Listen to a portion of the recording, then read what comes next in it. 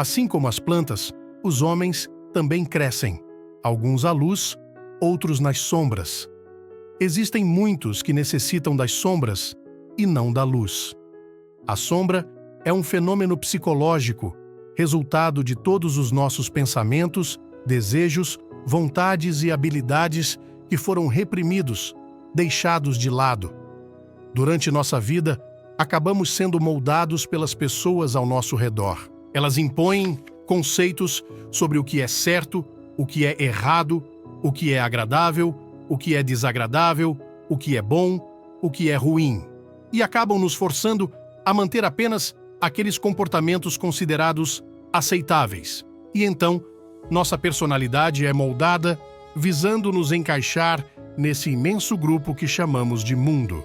O problema é que não são apenas aqueles impulsos obscuros que são reprimidos pela sociedade, mas estruturas sociais, como família, amigos, escola, trabalho, também nos fazem reprimir fragmentos extraordinários e únicos de nossa personalidade, apenas pelo simples fato de não se encaixarem no que é, entre aspas, correto. Quem nunca sentiu que uma parte de si, uma parte nascida na emoção, na originalidade, no propósito, quem nunca sentiu que essa coisa desapareceu, foi morrendo com o tempo? Nós, seres humanos, somos um saco de sangue e ossos, não muito diferentes de outros animais. A única coisa que nos diferencia é nossa capacidade de buscar atingir um potencial. Temos a habilidade de transformar a vida em uma obra-prima. E então, se tivermos sorte, no final, não teremos muitos arrependimentos. E então, o que separa esse nosso eu do nosso máximo potencial é precisamente a sombra, essa parte reprimida de nossa psique. Portanto, a sombra é o lado de nossa personalidade que escondemos do mundo e até de nós mesmos. São aqueles pensamentos, sentimentos, vontades que não queremos que ninguém descubra, porque por mais que queiramos atingir o mais alto grau de evolução, nenhum de nós é tão bom nem tão elevado quanto gostaríamos de acreditar. Temos impulsos animalísticos, vontades de prazer, de poder e outras coisas que contradizem tudo o que a sociedade acredita ser certo. E todos nós temos um lado sombrio, um lado agressivo, um lado cruel, capaz de causar grandes danos a outras pessoas. Um lado muito diferente da pessoa que acreditamos ser. Sempre queremos negar nossas falhas, nossas fraquezas, nossos pensamentos. O problema começa a aparecer quando nos perguntamos: ok, mas para onde vão essas coisas? E então, o psicólogo Carl Jung, discípulo de Freud, acreditava que elas não desaparecem, mas afundam no inconsciente e se juntam ao que ele chamou de sombra. Impulsos, desejos, emoções e traços de caráter que são incompatíveis com a autoimagem consciente daquela pessoa. O que Jung chamou de persona, que é como uma máscara que usamos no dia a dia para nos relacionarmos com o mundo. Essa persona é o que mostramos às pessoas. E por causa das regras e valores da cultura, a sombra, uma das partes mais importantes, precisa ser incluída em nossa personalidade. Jung era um psiquiatra, psicólogo, que desempenhou um papel muito importante na compreensão do ser humano. Não em questões físicas, mas no que chamamos de essência, alma, ou como ele chamava, a psique humana. As principais contribuições de Jung para a psicologia, para nossa compreensão, foram coisas como inconsciente coletivo, arquétipos, individuação. Ele acreditava que além do nosso inconsciente pessoal, que seria a mente onde estão todas as nossas experiências, nossas memórias individuais, há também um inconsciente coletivo, compartilhado por todos nós. E esse inconsciente coletivo é composto por imagens e símbolos universais, os famosos arquétipos, que influenciam o comportamento humano e estão presentes em mitos, contos de fadas, histórias, religiões e várias outras áreas de nossa vida. Ele também desenvolveu um conceito chamado individuação, que seria o processo de desenvolvimento pessoal e a busca pela realização do máximo potencial humano, visando alcançar um estado de autenticidade, de totalidade e, finalmente, ser a pessoa que sempre quisemos ser. Com base nisso, Jung explorou os conceitos como persona, que é nossa máscara social, e também, claro, a sombra. Ele começou sua carreira como discípulo de Freud, tendo uma relação entre eles que começou no início do século XX. No entanto, mesmo com essa relação de crescimento juntos, uma amizade que tinham o estudante, Jung, acabou desenvolvendo ideias muito diferentes das de seu mentor, e então a relação foi ficando cada vez mais tensa. A separação final ocorreu em 1913, devido a uma série de eventos, incluindo o livro de Jung chamado Símbolos da Transformação, que acabou aprofundando todas as divergências entre eles. Jung tinha uma visão única da mente humana. Ele desenvolveu conceitos muito interessantes para a compreensão de nossa psique.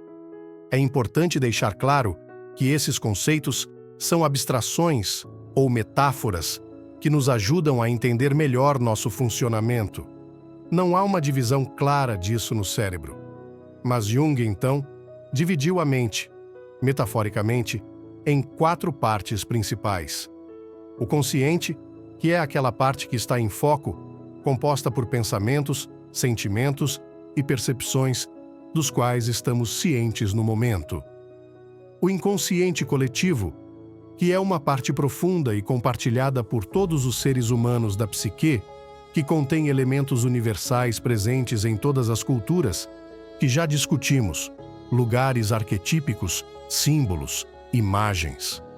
O inconsciente pessoal, que é a camada que contém conteúdos que já foram conscientes, mas acabaram sendo reprimidos ou esquecidos, incluindo nossas experiências individuais, memórias, pensamentos que não podem ser acessados no momento presente. São aquelas coisas que estão no fundo do nosso ser, e é aqui que a sombra vive. A sombra não é composta apenas por aspectos negativos, e é aqui que as coisas começam a ficar interessantes. A sombra também contém qualidades positivas que foram negligenciadas ou reprimidas. Reconhecer e integrar a sombra em si mesmo não significa abraçar o que é considerado ruim, mas abraçar a totalidade, reconhecendo a complexidade e dualidade que fazem parte da condição humana. A sombra é simplesmente uma representação dos aspectos ocultos e menos conhecidos de nós mesmos, seja isso uma coisa boa ou ruim. A ideia de explorar a sombra é uma jornada em direção à individuação, um processo de busca para se tornar uma pessoa mais autêntica. A sombra só se torna ruim quando é ignorada. Enquanto não iluminarmos com a lanterna, investigarmos o que está acontecendo lá, não entenderemos uma grande parte de nosso eu. E então teremos aquela sensação horrível de que nem nos entendemos. Quer um exemplo? Uma pessoa que pensa que ganhar dinheiro é uma coisa ruim, que só pessoas más ganham dinheiro. Dinheiro que só é rico quem rouba e quem engana os outros. E porque ela nunca realmente enfrenta esse pensamento, a lógica por trás disso, esse medo excessivo de um objeto que está oculto na sombra, ela acaba tendo problemas, automatismos em sua vida que ela nem percebe. Estão tendo dificuldades, às vezes, para conseguir um emprego ou uma posição desejada, construir a vida que queria e ganhar o dinheiro que queria, justamente por causa dessa sombra que existe dentro dela. No entanto, não há luz sem sombra, não há totalidade sem imperfeição. Isso é algo que acabamos esquecendo com as redes sociais hoje em dia, que todos parecem perfeitos, todos parecem completos e perfeitos, mas saiba que todos têm falhas, erros que não mostram. Também existe uma sombra coletiva, e é uma das coisas que alimenta o crescimento de nossa própria sombra. Que seria isso? Que são aspectos pouco conhecidos de uma sociedade. Então, uma sombra coletiva acaba vindo de uma vez em momentos de guerra, por exemplo. Estamos vendo isso acontecer agora. Ou em momentos de divisão política, quando há o lado A e o lado B, e as pessoas estão escolhendo em qual dos dois times ela vai torcer e assim por diante. Percebemos que as sombras das pessoas vêm à tona nesses momentos externos, nesses momentos mais, digamos, sociais. Para uma sombra ser projetada, é necessário que um objeto impeça o caminho da luz, e esse objeto, em nossas vidas, é o que chamamos de persona. Então, persona, em latim, significa máscara ou personagem. E na psicologia junguiana, representa uma máscara metafórica que usamos em nosso relacionamento com outros seres humanos. A parte de nós que outras pessoas conhecem seria a coleção de traços de caráter e comportamentos que queremos que outros acreditem que nos definem completamente. Jung diz: uma máscara, por um lado, causa uma impressão esperada e, por outro lado, esconde a verdadeira natureza. A construção da persona começa cedo na vida. À medida que aprendemos quais elementos de nossa personalidade recebem aprovação de nossa família, amigos, sociedade em geral e quais são rejeitados. Os traços aprovados são adicionados à nossa persona, enquanto os traços rejeitados são escondidos na máscara. Para deixar mais claro, basta comparar a maneira como falamos sobre uma determinada situação com as pessoas e a maneira como falamos conosco, mesmo quando estamos sozinhos. Com o tempo, para não nos sentirmos como uma fraude, começamos a nos identificar com a pessoa. E no processo, acabamos escondendo esses traços de caráter indesejados, entre aspas. A sombra começa a crescer. Então, a persona é necessária para que possamos nos comportar adequadamente no mundo. Por exemplo, uma pessoa que trabalha na área de saúde não pode ser vista pelo paciente como uma pessoa qualquer.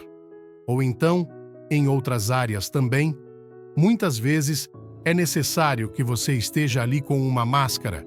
Por mais cansado que esteja, por mais que sua vida esteja péssima, você não pode se expressar exatamente como você está. Porque essa é a importância da persona, e é uma coisa que devemos reconhecer. Mas a persona precisa ser uma máscara transparente. Ela não pode nos impedir de ter acesso ao nosso eu verdadeiro. Se não for transparente, a sombra continuará crescendo e acabaremos nos tornando a máscara, não pessoas reais. A consequência disso é que nunca seremos felizes, e por isso, o desenvolvimento psicológico exige que a sombra seja confrontada, integrada na vida consciente. A individuação é, em última análise, um processo de destruição da persona e de integração da sombra.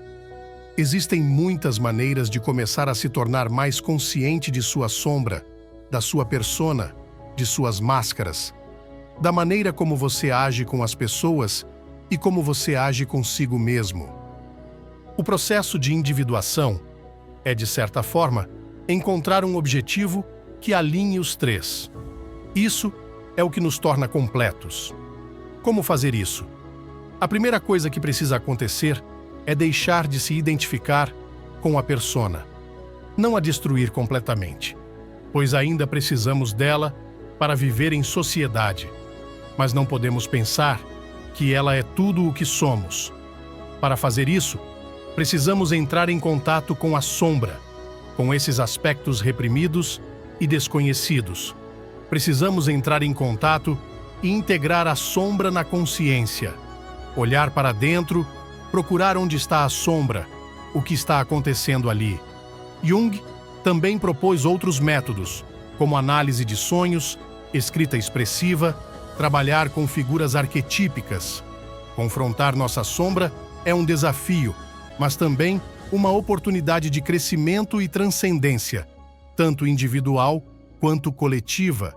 Aceite esse desafio e viva de forma mais autêntica e completa.